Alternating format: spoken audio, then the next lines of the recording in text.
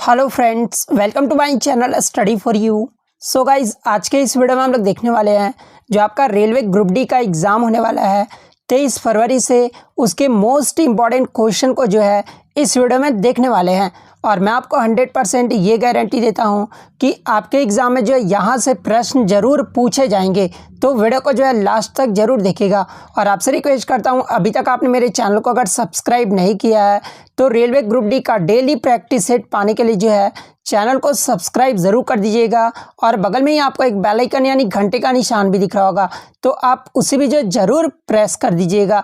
तो चलिए वीडियो को स्टार्ट करते हैं। आज का जो आपका पहला क्वेश्चन है कि निम्नलिखित में से किसने यह स्टेटमेंट दिया था, स्वराज मेरा जन्मसिद्ध अधिकार है और मैं इसे लेकर रहूँगा। तो देखिए, मैं आपको बता दूं कि स्वराज मेरा जन्मसिद्ध अधिकार है और मैं इसे लेकर रहूँगा, यह जो स्टेटमेंट है ना, ये बाल गंगाधर तिलक के द्वारा दिया गया था।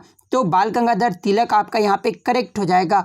नेक्स्ट आपका यहाँ पर है कि निम्न में से किस नदी को जो है दक्षिण गंगा के रूप में भी जाना जाता है। तो देखिए, दक्षिण गंगा के रूप में जो है ये आपका गोदावरी नदी को जाना जाता है। तो गोदावरी आपका यहाँ पे करेक्ट आंसर हो जाएगा। और बात कर ले गोदावरी नदी ये जो है कहाँ से निकलता है, तो ये महाराष्ट्र के नासिक जिले में पश्चिमी घाट के त्र्यंबक पहाड़ी से निकलता है। तो ये भी आपको ध्यान में रखना है, कहाँ से निकलता है, तो ये आपका त्र्यंबक पहाड़ी से निकलता है। वहीं अगर बात कर ले यहाँ पे क्वेश्चन एक और भी पूछा जाता है एग्जाम में कि दक्षिण भारत की गंगा ये जो है किसे कहा जाता है। अगर दक्षिण भारत की गंगा है ना, तो दक्षिण भारत की गंगा ये जो है किसे कहा जाता है, तो ये आपका कावेरी नदी को कहा जाता है। तो ये भी आपको ध्यान में रखना है। और कावेरी नदी का उद्गम ये जो है कहाँ से होता है, तो देखिए मैं आपको बता दूं कि कावेरी नदी का जो उद्गम है ना, ये आपका पश्चिमी घाट के ब्रह्मगिरी पर्वत से होता है। किस पर्वत से, तो आपका ब्रह्मगिरी पर्वत से होता है। तो ये इंपॉर्टेंट फैक्ट्स भी आपको ध्यान में रखना है।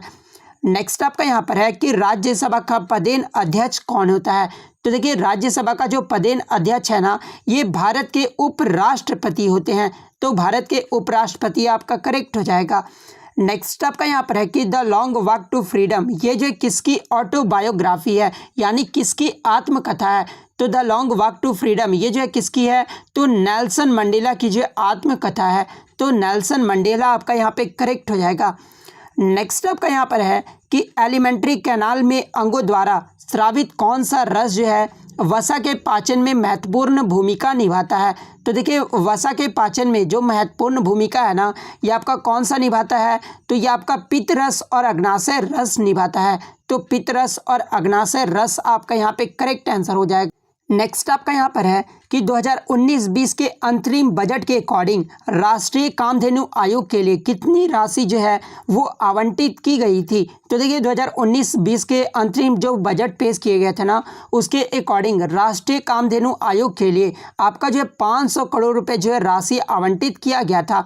तो 500 करोड़ आपका यहाँ पे करेक्ट हो जाएगा। नेक्स्ट आपका यहाँ पर है कि मैग्नस कार्लसन निम्नलिखित में से जो है किस खेल के लिए प्रसिद्ध है। तो देखिए, मैग्नस कार्लसन जो है ये आपका शतरंज खेल के लिए प्रसिद्ध है। तो शतरंज आपका यहाँ पे करेक्ट हो जाएगा। बात कर ले इसके इंपॉर्टेंट फैक्ट्स के बारे में, तो मैग्नस कार्लसन एक प्रसिद्ध शतरंज खिलाड़ी है और ये किस देश के जो है शतरंज ग्रैंड मास्टर हैं, तो ये नॉर्वे देश के हैं। तो ये भी आपको ध्यान में रखना है। और वह वर्तमान में विश्व के जो है बिलियर्ड चैंपियन भी हैं और वर्तमान में विश्व शतरंज चैंपियन भी है ये, और वर्तमान में विश्व रैपिड शतरंज के भी जो है चैंपियन है। तो ये फैक्ट्स भी आपको ध्यान में रखना है। और फाइड विश्व रैंकिंग में सर्वोच्च स्थान पाने वाले जो है ये खिलाड़ी भी रहे हैं और फाइड विश्व रैंकिंग में 2800 की रेटिंग को पार करने वाले अब तक के सबसे युवा खिलाड़ी हैं। तो ये फैक्ट्स भी आपको ध्यान में रखना है। और ये जो है 2013 में विश्वनाथन आनंद को हराकर विश्व शतरंज चैंपियन भी बने हैं। तो ये भी आपको ध्यान में रखना है। एग्जाम में अगर पूछा जाए कि विश्वनाथन आनंद ये जो है किस खेल से संबंधित है, तो ये आपका शतरंज खेल से संबंधित है। तो ये भी आपको ध्यान में रखना है। और बात कर लेते हैं इंपॉर्टेंट खेल हस्तियों के बारे में जहां से प्रश्न पूछे जाते हैं। तो क्रिकेट से संबंधित आपके कौन कौन से हैं, तो Sachin Tendulkar, Virat Kohli, Don Bradman, MS Dhoni, Kapil Dev, Brian Lara, Vivian Richards, Garfield Sobers और स्टीवन वॉग, ये सब जो खिलाड़ी जो हस्तियां हैं ना, ये आपके क्रिकेट से संबंधित हैं। वहीं मैं फुटबॉल स्टार की बात कर लूँ, Cristiano Ronaldo, Zinedine Zidane, Lionel Messi, Diego Maradona, पहले डेविड बेकहम, उसके बाद नेमार जूनियर, उसके बाद एंड्रेस, जो आपके ये सब खिलाड़ी है ना, ये आपके फुटबॉल से संबंधित है। और शतरंज में आपके विश्वनाथन आनंद, गैरी कास्परो, फैबियानो, ये सब जो खिलाड़ी है ना, ये आपके शतरंज से संबंधित है। तो ये इंपॉर्टेंट फैक्ट्स भी आपको ध्यान में रखना है। नेक्स्ट आपका यहाँ पर है कि बैंकिंग क्षेत्र में निम्नलिखित में से किसका उपयोग जो है नहीं किया जाता है। तो देखिए मैं आपको बता दूं कि बैंकिंग क्षेत्र में आपका जो है रेपो रेट का प्रयोग किया जाता है, उसके बाद आपका प्रतिभूति यानी सिक्योरिटी का भी जो है आपका उपयोग किया जाता है, वहीं आपका इंटरेस्ट रेट स्वैप का भी जो है उपयोग किया जाता है। लेकिन ये जो शून्य काल दिया हुआ है ना आपके ऑप्शन में, इसका उपयोग जो है नहीं किया जाता है बैंकिंग के क्षेत्र में। तो 0 आवर आपका यहाँ पे करेक्ट आंसर हो जाएगा। बात कर ले 0 आवर, ये जो है किस में उपयोग किया जाता है, तो ये आपका इंडियन पार्लियामेंट में जो इसका उपयोग किया जाता है। तो ये भी आपको ध्यान में रखना है।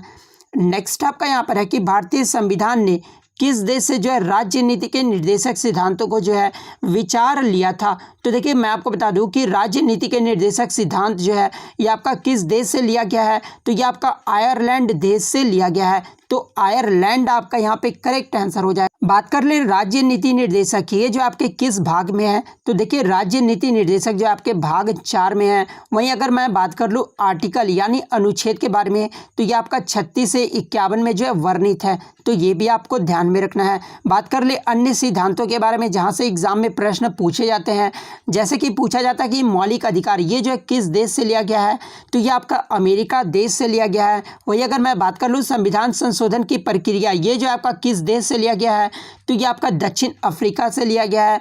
वहीं अगर मैं बात कर लूँ आपातकाल सिद्धांत, ये जो आपका किस देश से लिया गया है, तो ये आपका जर्मनी देश से लिया गया है। अगर पूछा जाए संघीय प्रणाली, ये जो आपका किस देश से लिया गया है, तो ये आपका कनाडा देश से लिया गया है। उसके बाद अगर पूछा जाए कि राज्य के नीति निर्देशक सिद्धांत, ये जो है किस देश से लिया गया है, तो ये आपका आयरलैंड से लिया गया है। वहीं अगर मैं बात कर लूँ कि राज्यसभा के सदस्यों का नामांकन, ये जो है किस देश से लिया गया, तो ये आपका आयरलैंड से लिया गया है। नेक्स्ट बात कर लेते हैं निर्वाचित राष्ट्रपति और उस पर महाभियोग लगाने का जो अधिकार है ना, ये आपका किस देश से लिया गया है, तो यह आपका अमेरिका देश से लिया गया है। संसदीय प्रणाली, ये जो आपका किस देश से लिया गया है, तो ये ब्रिटेन देश से लिया गया है। वहीं अगर मैं बात कर लूँ समवर्ती सूची का प्रावधान, ये जो आपका ऑस्ट्रेलिया देश से लिया गया है। वहीं अगर मैं बात कर लूँ मौलिक कर्तव्य के बारे में, देखिए मौलिक अधिकार जो है आपका, ये आपका अमेरिका देश से लिया गया है। लेकिन अगर मौलिक कर्तव्य पूछा जाए ना, तो ये आपका रूस देश से लिया गया है। तो ये सारे इंपॉर्टेंट फैक्ट्स आपको ध्यान में रखना है। नेक्स्ट आपका यहाँ पर है कि निम्नलिखित में से कौन सा मंत्रालय जो है हर साल संसद में आर्थिक सर्वेक्षण जो है वो प्रस्तुत करता है। तो देखिए मैं आपको बता दूं कि आर्थिक सर्वेक्षण जो है ये आपका फाइनेंस यानी वित्त मंत्रालय जो है हर साल संसद में जो है प्रस्तुत करते हैं। तो फाइनेंस मिनिस्टर आपका यहाँ पे करेक्ट आंसर हो जाएगा। नेक्स्ट आपका यहाँ पर है कि चरक संहिता पाठ के अनुसार मानव शरीर में कितनी हड्डियाँ होती है। तो देखिए मैं आपको बता दूं कि चरक संहिता जो है ये आयुर्वेद का पॉपुलर ग्रंथ है और ये जो आपका संस्कृत भाषा में लिखा गया है और इसके जो रचनाकार है ना वो आपके कौन है, तो आचार्य चरक हैं। ठीक है, तो ये भी आपको ध्यान में रखना है। इसके रचनाकार कौन है, तो आचार्य चरक हैं। और आचार्य चरक संहिता पाठ के अकॉर्डिंग मानव शरीर में जो हड्डियां होती है ना ये आपका कितना, तो 360 होता है। तो ऑप्शन बी आपका यहाँ पे करेक्ट हो जाएगा। नेक्स्ट आपका यहाँ पर है कि भारत का प्रायद्वीपीय पठार निम्नलिखित में से किस भूभाग का जो है हिस्सा है। तो देखिए भारत का जो प्रायद्वीपीय पठार है ना ये आपका गोंडवाना लैंड का जो है ये आपका हिस्सा है। तो गोंडवाना लैंड आपका यहाँ पे करेक्ट हो जाएगा। नेक्स्ट आपका यहाँ पर है कि रावण सेकिंग माउंट कैलाश नामक लोकप्रिय चित्रण निम्न में से किस गुफा में चित्रित किया गया है। तो देखिए रावण सेकिंग जो माउंट कैलाश नामक जो ये आपका लोकप्रिय चित्रण है ना ये आपका एलोरा पर्वत एलोरा की गुफा में जो है इसका चित्रण किया गया है। तो एलोरा आपका यहाँ पे करेक्ट हो जाएगा। नेक्स्ट आपका यहाँ पर है कि भारतीय संविधान के निम्नलिखित में से कौन सा अनुच्छेद जो है भारत के राष्ट्रपति को राष्ट्रीय आपातकाल घोषित करने का शक्तियाँ जो है वो प्रदान करता है। तो देखिए मैं आपको बता दूं कि राष्ट्रपति की तरफ से जो है आपके 3 जो है आपके आपातकाल की घोषणा की जाती है। लेकिन यहाँ पे क्वेश्चन में जो राष्ट्रीय आपातकाल के बारे में पूछा गया है तो राष्ट्रीय आपातकाल की जो घोषणा है ना यह आपका अनुच्छेद 352 के लिए जो है शक्तियाँ प्रदान किया गया है।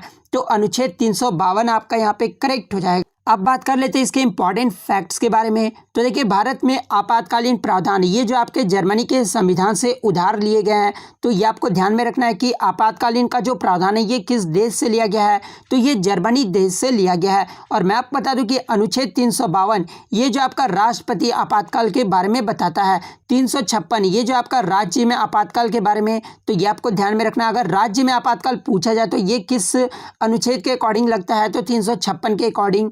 वहीं अगर मैं बात कर लूँ इस अनुच्छेद 360 के बारे में, तो वित्तीय आपातकाल जो अनुच्छेद 360 के अकॉर्डिंग लगता है। तो ये भी आपको ध्यान में रखना है। तो ये तीनों ही जो आपातकाल स्थिति है ना, ये राष्ट्रपति प्रधानमंत्री के आदेश पर जो है वो लागू करते हैं। तो ये भी आपको ध्यान में रखना है। और मैं आपको बता दूं राष्ट्रीय आपातकाल के बारे में, तो अनुच्छेद 352 के अकॉर्डिंग अगर राष्ट्रपति युद्ध, बाहरी आक्रमण या फिर सशस्त्र विद्रोह के आधार पर देश की सुरक्षा के लिए पैदा हुई स्थिति को गंभीर माने तो देश में आपातकाल की घोषणा कर सकते हैं।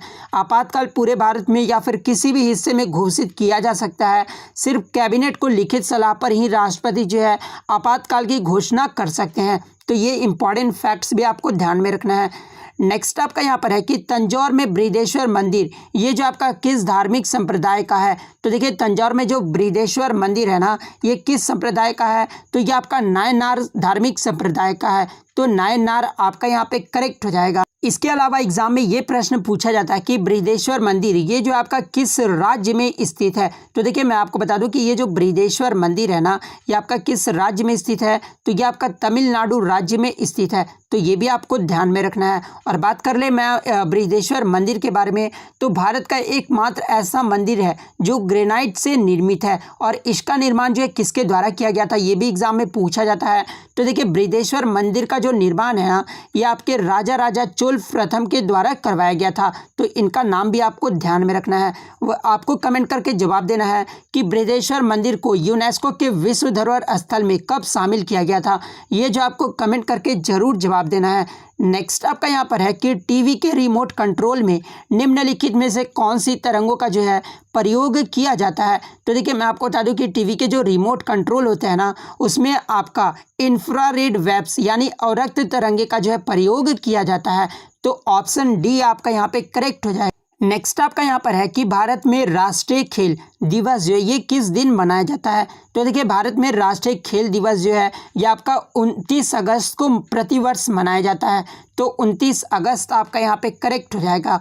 नेक्स्ट आपका यहाँ पर है कि संगाई त्यौहार भारत के निम्नलिखित में से जो है किस राज्य में मनाया जाता है। तो देखिए, संगाई जो त्यौहार है ना, ये आपका मणिपुर राज्य में मनाया जाता है। तो मणिपुर आपका यहाँ पे करेक्ट आंसर हो जाए। नेक्स्ट आपका यहाँ पर है कि निम्नलिखित में से कौन जो है प्रोटीन का एक प्रमुख स्रोत नहीं है। तो देखिए, मैं आपको बता दूं कि चना जो है आपका प्रोटीन का एक प्रमुख स्रोत है। सोयाबीन भी जो है आपका प्रोटीन का एक प्रमुख स्रोत है। लेकिन ये जो गेहूं है ना, ये आपका प्रोटीन का एक प्रमुख स्रोत नहीं है।